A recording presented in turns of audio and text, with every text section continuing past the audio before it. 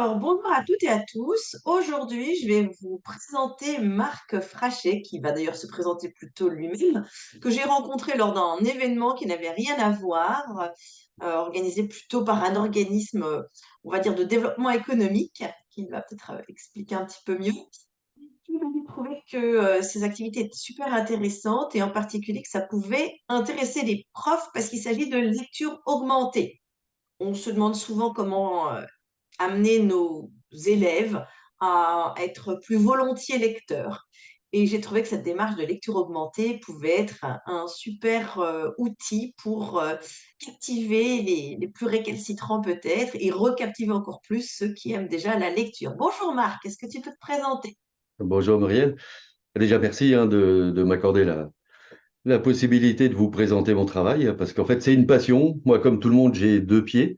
Un pied exécutif, on va dire, qui m'amène à porter des projets, que ce soit les miens ou ceux des autres, et je l'exerce notamment pour la communauté d'agglomération Grand Paris Sud, où je suis au sein du service création d'entreprises et équipements économiques, en charge de deux équipements économiques, donc pépinière, hôtel ou tremplin d'entreprise, et notamment le Magellan à Évry-Courcouronne, où on propose aux entreprises, et plus particulièrement aux jeunes entreprises, tout un dispositif pour qu'elles puissent se développer le mieux possible. Ben, ça, c'est ma phase A, mais je serais tenté de dire quand même que c'est peut-être un peu ma phase B.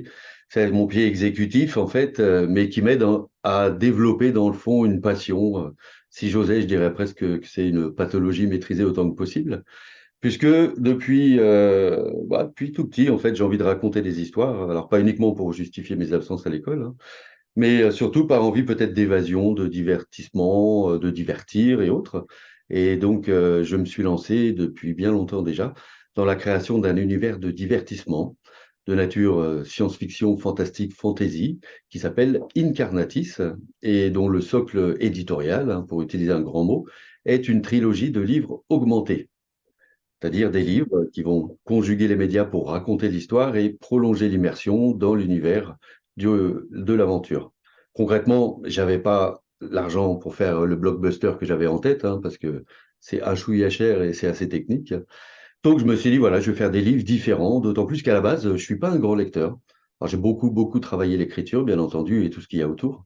Mais voilà, je ne suis pas un grand lecteur. Donc voilà, en résumé, une activité professionnelle auprès de créateurs d'entreprises notamment, et puis une activité plus personnelle, mais tout aussi professionnelle dans le développement de cet univers de divertissement qui est Incarnatis. Super. Alors, est-ce que tu peux nous montrer un petit peu comment ça marche une Carnatis? Qu'est-ce qui se passe? Donc, on achète un bouquin Ouais. papier. Alors, bah tiens, je vais vous mettre une petite bande-annonce. Hop. Alors,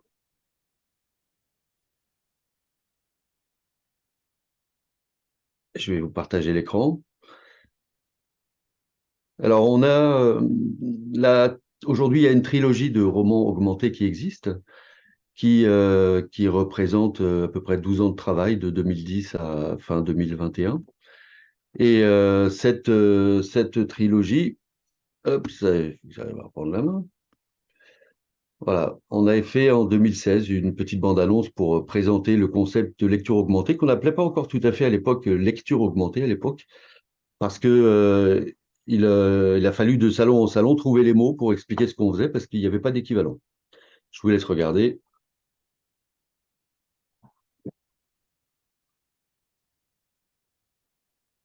On n'a pas de son. Vous dites tout. L'univers transmédia ouvert. Découvrez des médias complémentaires au Voilà. cours de votre lecture. Toutes les grandes capitales du monde ont été décrites. Réunies cette nuit en session extraordinaire. Le son a du mal à passer. Oui, je vois ça.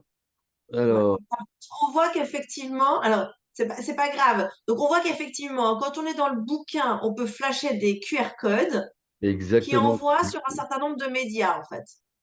Tout à fait. Quand j'ai lancé la démarche en 2010, il n'y avait pas encore de QR code, donc il fallait que je mette du lien, mais ça m'embêtait un peu. Fin 2011, j'ai découvert les QR codes, qui était une très bonne façon, en fait, je vais arrêter le partage, de rester immergé physiquement dans le livre et très simplement d'accéder au monde du numérique, mais sans avoir à poser le bouquin, taper un lien et tout. Donc concrètement, voilà, on a un livre en main imprimé avec des mots qui racontent une histoire. Et de temps en temps, là où il faut dans le récit pour renforcer la narration, parce que c'est l'idée, on va pouvoir scanner un QR code. Et j'indique d'ailleurs à chaque début de page où il y a un média qui est proposé, de quel type de média il s'agit, parce que l'imaginaire ne travaille pas de la même façon chez tout le monde. Donc on n'a peut-être des fois pas envie de voir un média, une illustration, quelque chose qu'on s'est déjà représenté. On est en revanche souvent beaucoup plus ouvert à écouter des choses. Et donc aussi pour complément, ça reste un livre, hein, c'est-à-dire que si vous êtes à la plage, vous n'avez pas votre téléphone, vous pouvez le lire, vous comprenez tout et revenir plus tard sur les médias. Voilà, donc la trilogie, tome 1, 2, 3 que vous voyez à côté de moi, c'est à peu près 1000 pages de récits, c'est 52 médias additionnels et donc on va pouvoir, bien entendu, écouter des musiques, hein, majoritairement symphoniques, composées pour accompagner la lecture de certaines scènes. On va pouvoir voir des illustrations à plat, en 2D, mais aussi à 360 degrés.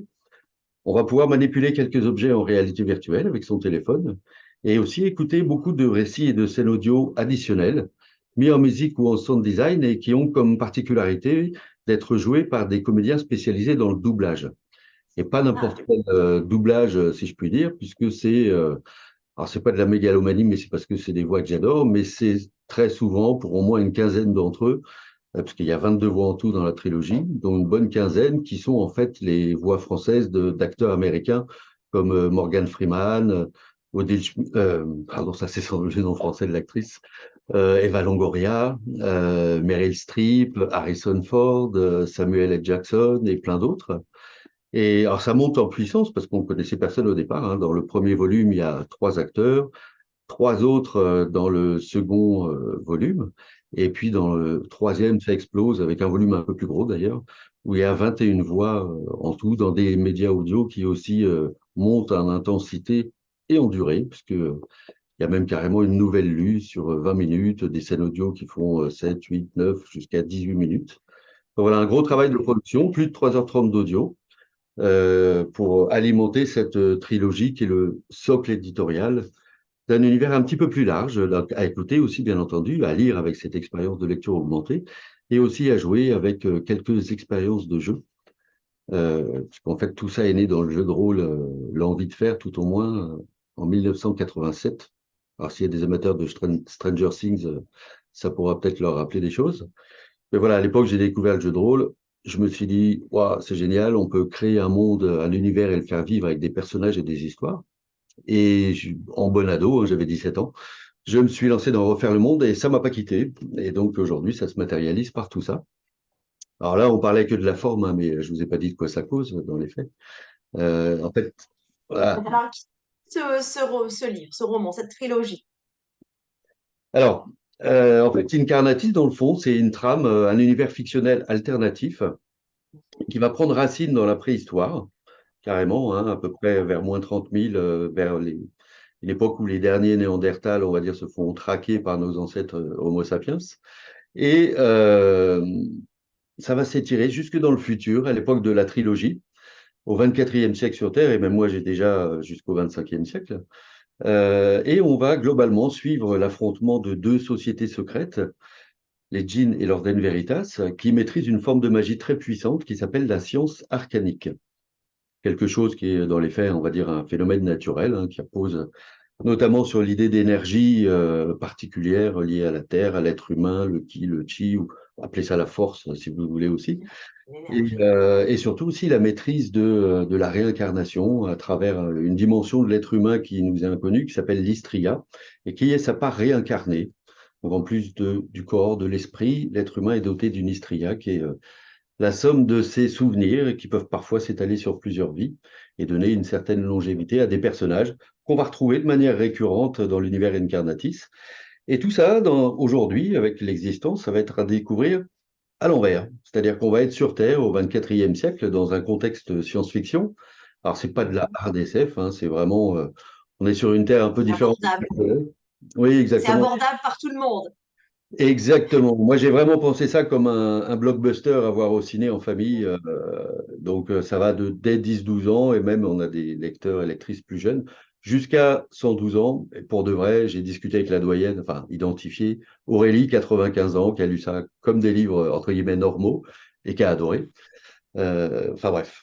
Donc c'est effectivement très large. On est sur Terre au 24e siècle, une Terre bien différente de ce qu'on connaît, puisque complètement redessinée par des grandes catastrophes naturelles qui ont eu lieu en 2199.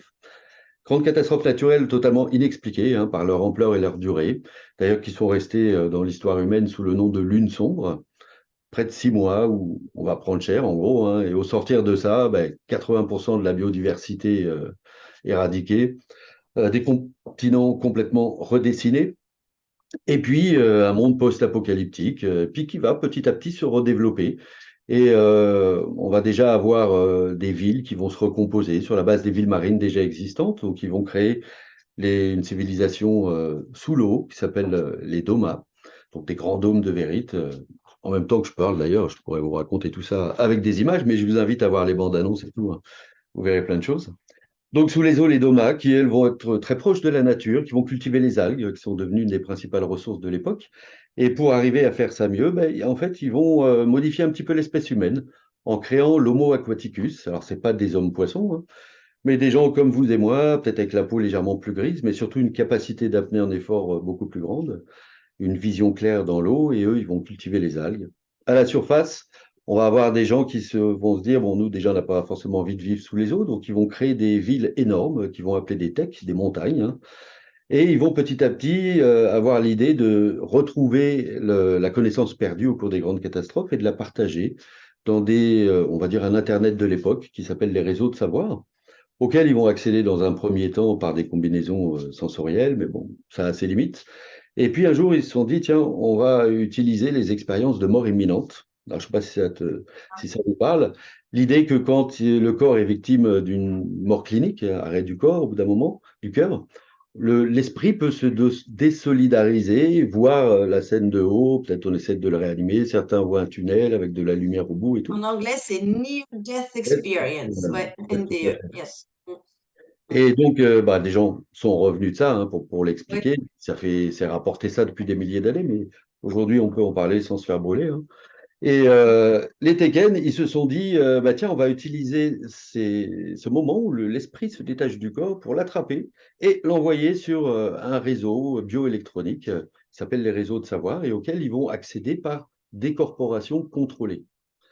Joli concept. Ce qu'ils ne savaient pas, c'est que, comme je le disais tout à l'heure, le corps est composé aussi de l'istria et parfois de mémoires qui sont peu fréquentables.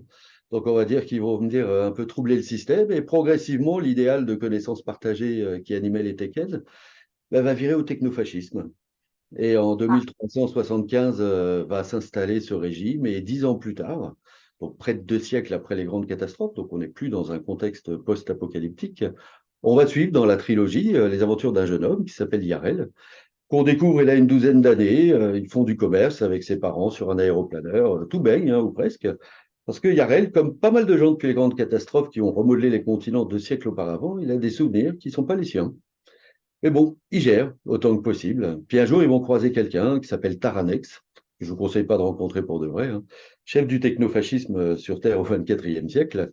Et là, la vie de notre jeune Yarel va basculer dans une grande aventure initiatique où non seulement il va découvrir l'origine de ses visions, mais il va aussi découvrir que depuis des millénaires, dans l'ombre de l'histoire humaine, il y a ces deux sociétés secrètes qui s'affrontent et qui maîtrisent la science arcanique, ce qui a un certain nombre d'incidences sur notre histoire. Et donc, à travers les aventures de Yarel au 24e siècle, on va remonter loin dans le temps, jusqu'à la préhistoire, découvrir tout ça et plein d'autres choses. Et je vous en dis pas plus, que j'ai déjà quand même pas mal spoilé. Ok, super. Bon, en tout cas, c'est passionnant. On sent que tu es passionné par ta trilogie et c'est tout à fait normal, j'imagine. Donc, du coup, tu vis une vie de chef d'entreprise avec ça. Voilà. Bon, pour porter ce beau projet, je me suis dit qu'il fallait le faire proprement et de manière la plus solide possible. Et donc, en 2010, après avoir relu ce que j'avais déjà produit, hein, après 23 ans de gestation, d'apprentissage, de collaboration, etc., je me suis dit quand même, c'est pas mal et ça mériterait d'exister. Mais comment faire exister? Donc, l'idée déjà de livres augmentés. Et puis, je me suis dit, il faut que je réunisse des gens. Donc, depuis tout ce temps-là, j'avais croisé beaucoup de personnes. Et parmi elles, deux, Stéphane Gassin, qui est aussi mon beau-frère et qui connaît les choses depuis que 35 ans ou plus, et qui déjà était intervenu parce que lui aussi passionné, il est dans les métiers des effets spéciaux, dans la publicité, donc sur des tournages, ce genre de choses. Et il a non seulement un Ouais. véritable talent pour l'image et aussi une créativité absolument géniale. Et puis j'ai aussi, ils ne se connaissaient pas, mis autour de la table quelqu'un qui s'appelle Jean-Marie Philibert et qui lui était un peu comme moi, multitâche, avec une dominante dans la musique. Musique qui est un point commun à tous les trois. Et Mhm. Stéphane étant probablement d'ailleurs le meilleur musicien d'entre nous, mais c'est nous qui faisons la musique. Et donc Jean-Marie, qui notamment aussi passionné de jeux de rôle. Et on a monté une boîte. En fait, on s'est dit on allait monter une boîte en 2010. On l'a créée effectivement en 2015, après avoir déjà mené une première campagne de financement participatif en 2013. Et puis après avoir Ouais. consolidé le projet pour avoir quelque chose qui tienne la route. On a monté la boîte en 2015 et puis on a avancé progressivement, notamment avec le financement participatif. Et pour Le finir, crowdfunding.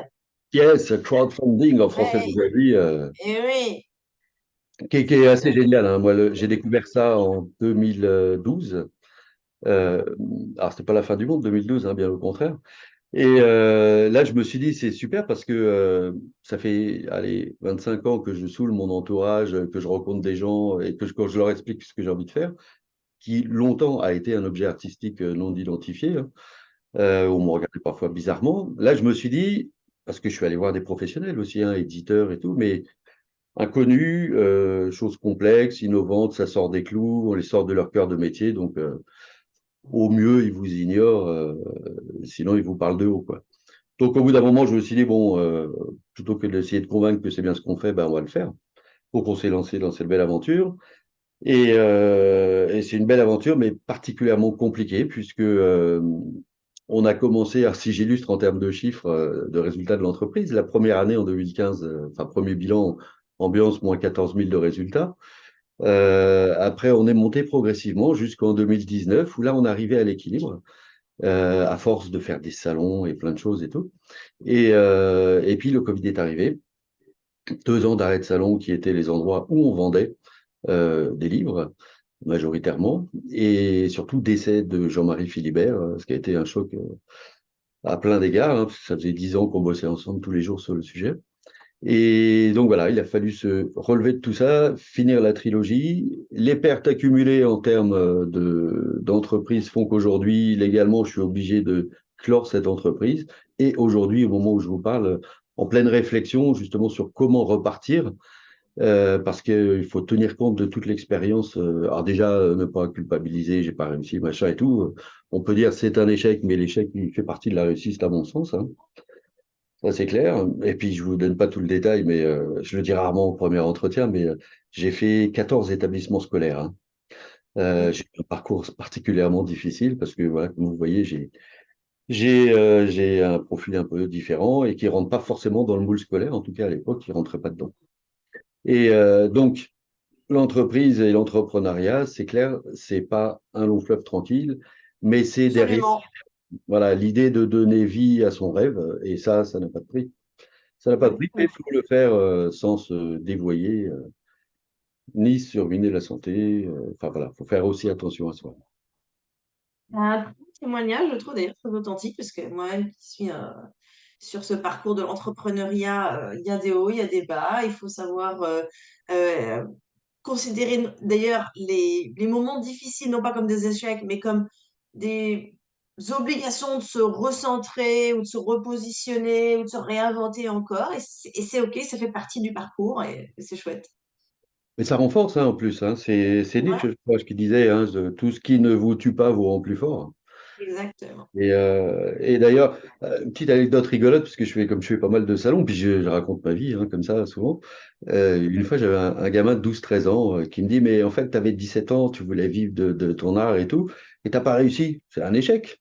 J'ai dit, ouais, dans l'absolu, tu as raison. J'aimerais bien en vivre de mon vivant, hein, ce serait cool. Mais je lui dis, pour moi, l'important, il n'est pas là. Et la grande leçon que je tire de ça, elle est pas, d'ailleurs, elle n'est pas de moi non plus, hein, elle est de Confucius. c'est que le chemin est tout aussi important que la destination. Et si je n'avais pas eu la posture d'avoir envie de faire ça et surtout de le faire, parce que c'est aussi beaucoup de travail, j'aurais pas vécu tout ce que j'ai vécu, rencontré plein de gens, mais je serais pas là aujourd'hui. Enfin voilà quoi, ma vie serait On est différente. bien. Peut-être que je On serais au est fond de bien ma chambre, d'accord. voilà, à faire de la PlayStation ou je sais pas quoi. Ou à regarder Netflix à autre. En tout cas, super. Donc, même si l'entreprise ferme, de toute façon, les bouquins et les ressources continuent de fonctionner.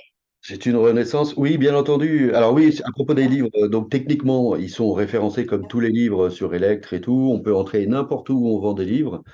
Moi d'ailleurs, j'interviens régulièrement en médiathèque, en bibliothèque, et voilà, on peut se procurer les livres, ça c'est pas un souci.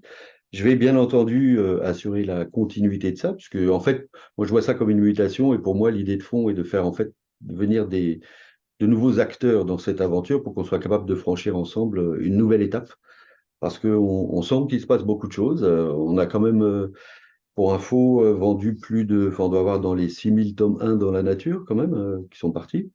Beaucoup moins de tomes 2 et 3, mais l'édition, c'est des cycles longs, hein, donc on peut croiser des gens en salon, 2, 3 ans après, ils n'ont toujours pas ouvert le tome 1, donc forcément, ils n'achètent pas encore la suite. Donc voilà, donc il se passe des choses intéressantes, donc il faut qu'on arrive à s'ouvrir, à trouver les bonnes En personnes. tout cas, c'est un très, très beau témoignage et d'expérience entrepreneuriale et d'expérience de écriture pour une lecture différente. Et c'est aussi un beau témoignage sur un parcours scolaire particulier avec tout ce que ça peut ouvrir comme possibilité dans la vie après. Merci. Et alors, et l'aventure n'est pas finie, hein, puisque là, vous voyez sur ma gauche, il y a un nouvel ouvrage qui est dans les tuyaux, Oh, qui s'appelle Saint-Germain. Et parce qu'en fait, comme je vous le disais au début, Incarnatis, c'est une trame qui s'étire de la préhistoire au futur, et donc ça passe par plein d'époques, avec dans l'idée de fond, parce que c'est d'ailleurs la baseline, la signature éditoriale de l'univers Incarnatis, c'est le pouvoir de la science arcanique. Et donc, il est des époques où des éléments de science arcanique ont infiltré la société. Et au XVIIIe siècle, on parlait souvent d'alchimie. Et on va suivre dans ce nouveau roman, qui est un one-shot, hein, ça va faire dans les 250, 260 pages, augmenté aussi, donc on va aussi avoir des scènes additionnelles, etc. Et on va suivre les aventures d'un certain Antoine Laurent de Lavoisier, qui deviendra quand même un peu plus tard le père fondateur de la chimie moderne, sauf que là, on va le suivre à 17 ans, un âge clé hein, d'ailleurs, où bah, il oscille encore entre sciences occultes et sciences raisonnées. Et comme tout le monde à l'époque, en 1760, il est fasciné par un personnage qui s'appelle le comte de Saint-Germain, que vous connaissez certainement, qui défraie la chronique à l'époque. Et voilà, Lavoisier, un jour, il est en cours à l'Institut des quatre nations. Il est un article sur le comte de Saint-Germain, parce que le personnage le fascine.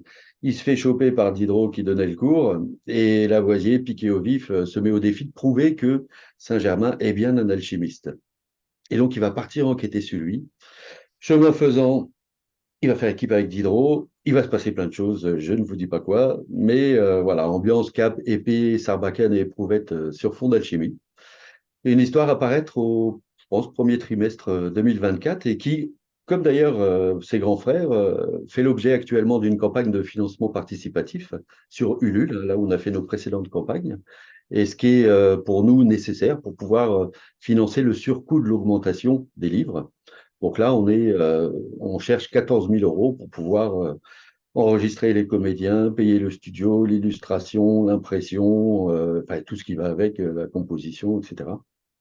Donc voilà, l'aventure continue. N'hésitez pas à aller sur Ulule, Incarnatis-Saint-Germain, et vous pourrez vous aussi participer à cette aventure et vous retrouver dans l'ouvrage, dans le Hall of Fame, et voir plus si vous le souhaitez.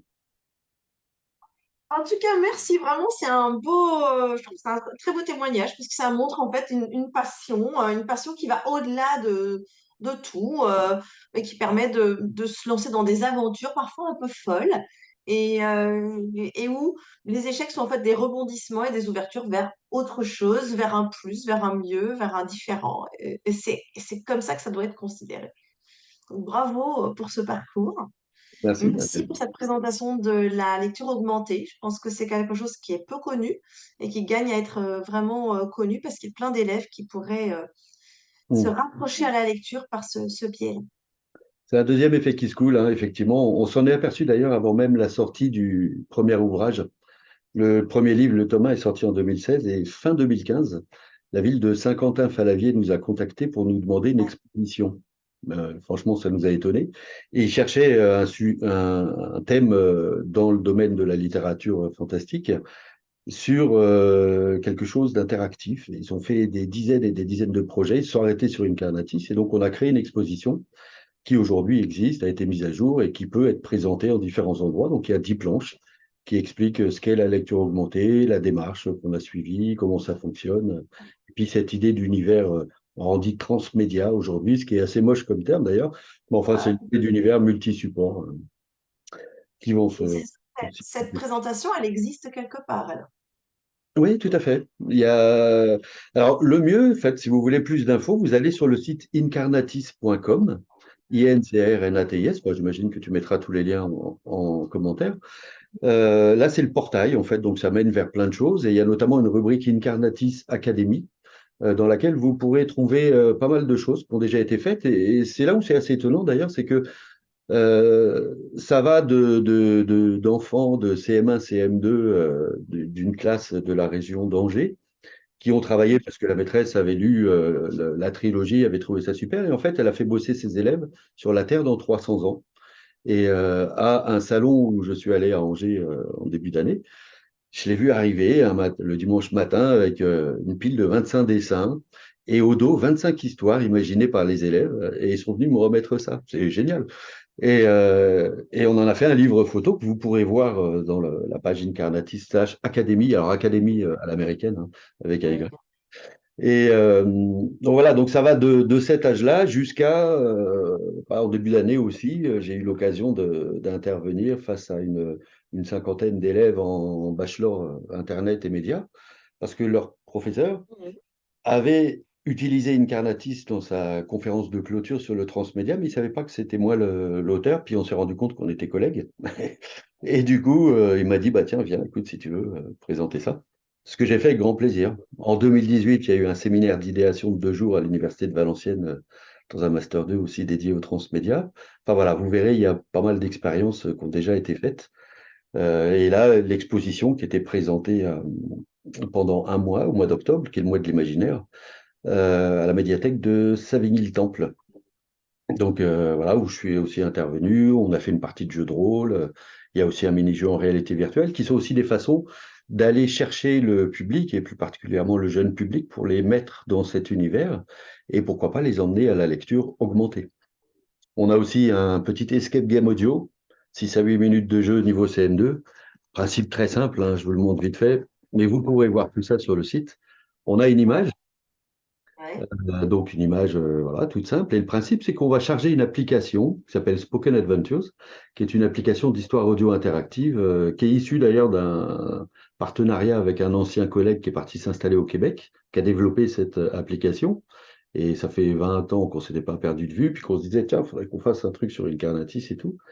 Et on a appliqué une idée qu'il a eue, qu'il a développée pendant le confinement, qui était une sorte d'évasion virtuelle. Et vous allez donc télécharger l'appli et lui parler pour dire ce que vous faites avec les objets présents sur l'image pour vous échapper de ce tunnel dans lequel toutes les 30 minutes, une vague d'acide arrive et ronge tout. Enfin, c'est pour de faux, hein. Et voilà, donc on va lui parler et on va échanger avec l'application qui, pour le coup, on a gardé les voix québécoises, ça fait voyager, mais c'est moi qui l'ai écrit, il n'y a pas de tabernacle. Vous pouvez charger l'image et l'appli, tout ça c'est gratuit et c'est assez sympathique à faire. Bah écoute, Marc, super. Je vais retourner sur le site, regarder de nouveau maintenant que tu m'as fait encore plus d'explications. Et je pense que ça va vraiment inspirer beaucoup de gens du groupe à aller sur le site, à aller regarder pour voir euh, ce que cette lecture augmentée peut permettre de faire comme projet de classe. Vous pouvez télécharger les 120 premières pages du premier livre gratuitement sur incarnatis.com/lecture-augmentée. Il y a toute la presse avec des bandes annonces, avec le casting et tout ça. Et si Faut vous avez n'hésiter pour plus, voilà, j'ai aussi fait un doc d'une, je sais pas, 40 pages à peu près, assez simple, hein, c'est pas 40 pages de livre, hein, c'est ambiance diaporama, qui résume tout ça, la démarche, le fond, les sources d'inspiration, enfin pas mal de choses, et qui sont aussi des choses que je présente donc régulièrement en intervention. À votre disposition pour en avoir davantage. Super, un tout grand merci. Je vais poster tout à l'heure cette vidéo et je mettrai le lien en commentaire. Merci. N'hésite pas aussi le lien pour Ulule, parce qu'on a besoin de vous aussi Oui, pour avancer et terminer cette belle aventure. Il nous reste 21 jours de campagne, je crois, de mémoire. Donc, tu me l'envoies par Messenger et comme ça je le mettrai. Hop, ça marche. Merci à vous et bon week-end. je vais arrêter l'enregistrement, dire au revoir aux gens.